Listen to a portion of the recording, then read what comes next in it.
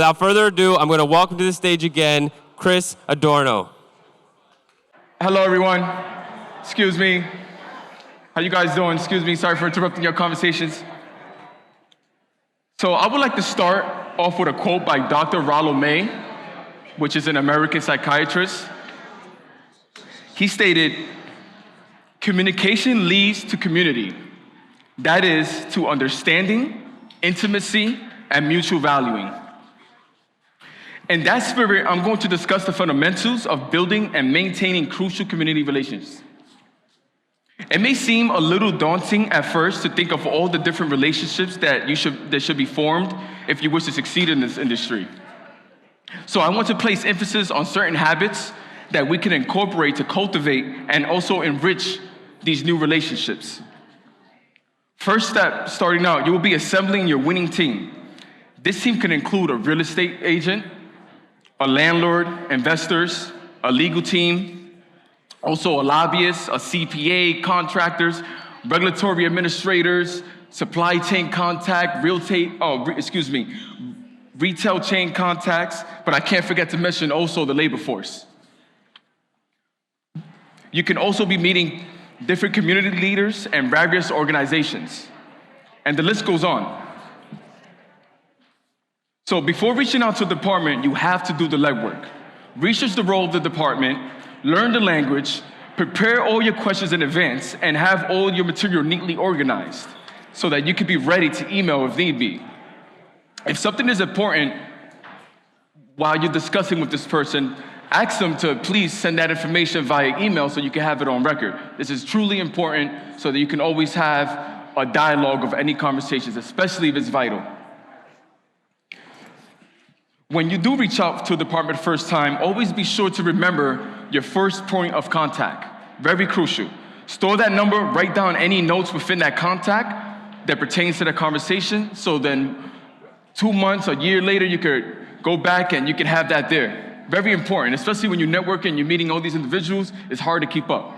So that's a little advice for you guys there. And always follow up.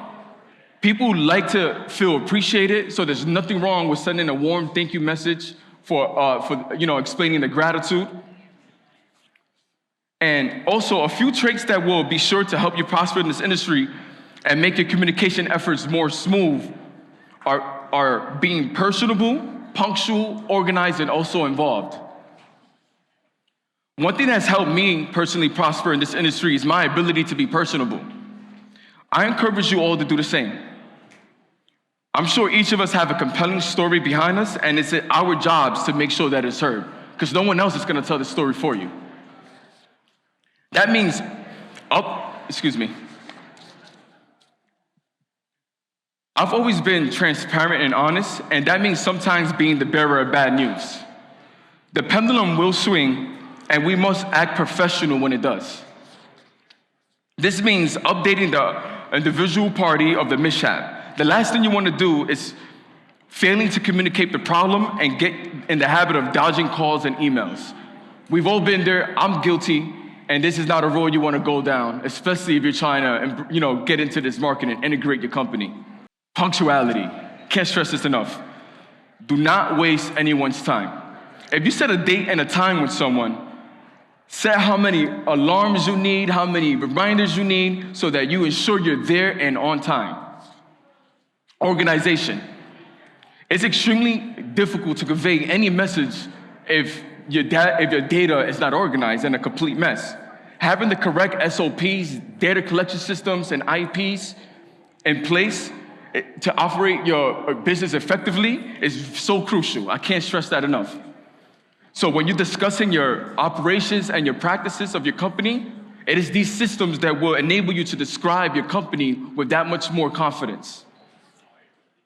And also, one of the final points I would like to make is listen and be involved in your community. There's always noise before a problem. Make sure you stay in tune with your community.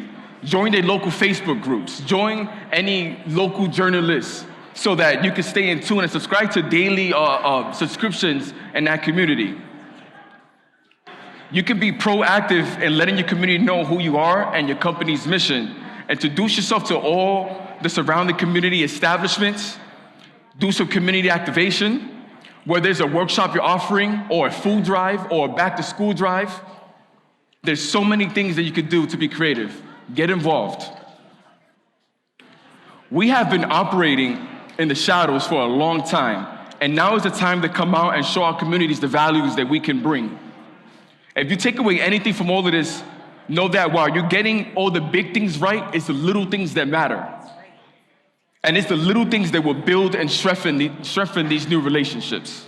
And with that, I would like to close with a quote by Bob Berg. He stated that networking is simply the cultivating of mutually beneficial, give and take win-win relationships. It works best, however, when emphasizing on the give part. Thank you so much, guys.